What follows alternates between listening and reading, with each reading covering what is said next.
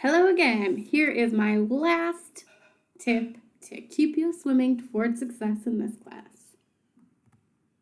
Don't Google. In order to maintain academic integrity and avoid inadvertent plagiarism, don't Google. With the exception of assignments that are specifically titled research assignment, and there's only one of those each week, you are not expected to do any outside research for this class at all. In fact, I prefer that you do not. I want you to focus your attention and time on examining the sources that are assigned for each week. Those sources were carefully chosen to provide a wide variety of information and perspectives on the course questions and themes. Googling takes a lot of time and tells you what somebody else thinks. What I want you to do is figure out what you think. I want to know what your critical analysis and evaluation of the sources is. I want to know what connections you see between the sources. I want to see what conclusions you draw for yourself from those sources. This class is not really about getting to the right answers. Yes, I want you to correctly interpret the reading assignments, but mainly this course is about critical thinking for yourself, practicing and developing those critical thinking skills employers are looking for, but also that will be so useful in helping you to make sense of the world in all areas of your life. When you Google to find the answers on the internet rather than doing your own thinking and analysis of the source material, you're cheating yourself out of an opportunity to practice using those valuable skills. And as you know, the only way to get better at something, the only way to develop skills and improve skills you already have, is to practice them. Sometimes, especially when you're reading the philosophy reading assignments, such as Plato's Apology or Winner's Technologies as Forms of Life, you may find that you don't understand the reading as well as you would like to. Some parts of it are fuzzy, you don't quite get what's going on, and you're going to want to turn to YouTube or Wikipedia or SparksNotes, Google to help you because you're worried about getting the wrong answer and you're worried about your grade on the assignment going down. Let me say up front, I don't expect you, especially when you're reading the philosophy readings, to understand every word or every sentence or every paragraph. Try to get the big picture. Know that I know that they're difficult, and what I am looking for is that you're trying hard to develop those reading and analysis skills and practicing those skills. I know that they're difficult, and we're going to read each of those most difficult readings twice. 2 weeks in a row, so you'll understand it better the second time. Now, if you are worried that you're not understanding the reading well enough to do the assignment, what should you do? Don't Google. Come to me for help before going to Google.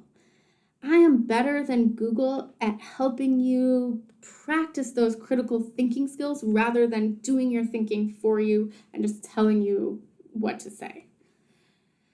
Googling for good information, for reliable information, it also takes a lot of time. And again, it just cheats you out of the opportunity to practice your thinking skills for yourself.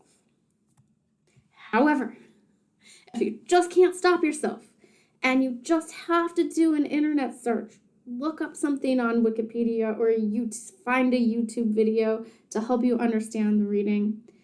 If you use any sources at all, aside from the ones assigned in this class, even if you don't quote them directly, you need to cite them on any assignments that they pertain to.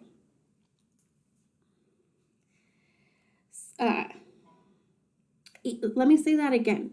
Even if you don't directly quote from the website, it's just kind of there in the background of your thoughts, it's still shaping your understanding of the text. It's still somebody else's work shaping your understanding of the text, and so you need to cite that source is contributing to your interpretation of the text, even if you don't directly quote word for word from the website.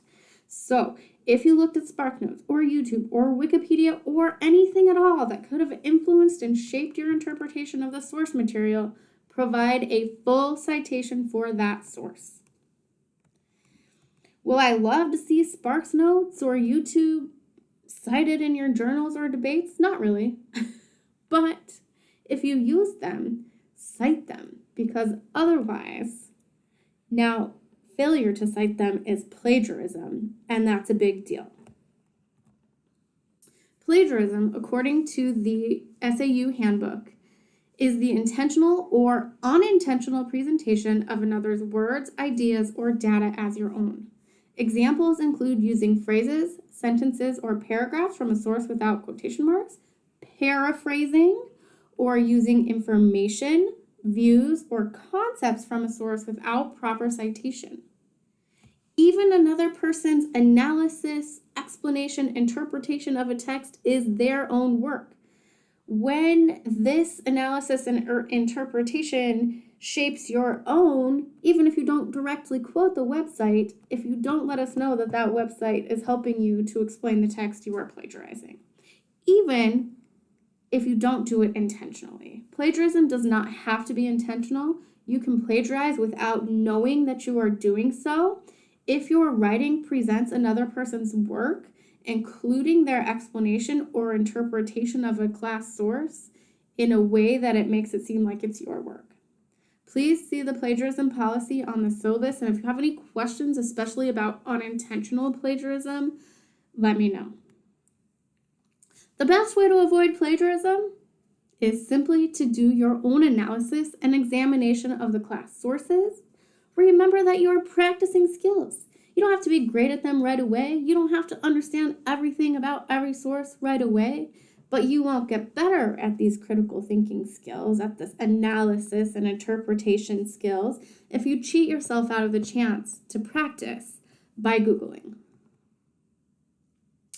But if you do use any internet sources, even if you just use them to help you understand the reading that you really did do for yourself, and even if you don't directly quote from the website, you still must cite all the sources you consulted that might be informing your work so that you avoid unintentional plagiarism, which is a big deal.